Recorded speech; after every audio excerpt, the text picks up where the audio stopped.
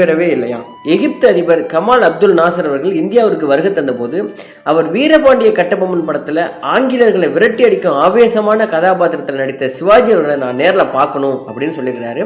அப்பொழுது இருந்த இந்திய பிரதமர் ஜவஹர்லால் நேரு அவர்கள் அனுமதி வழங்கப்பட்ட தனி நபர் சிவாஜி கணேசன் மட்டும்தான். இவர் போய் அவரை பார்த்திருக்கிறாரு.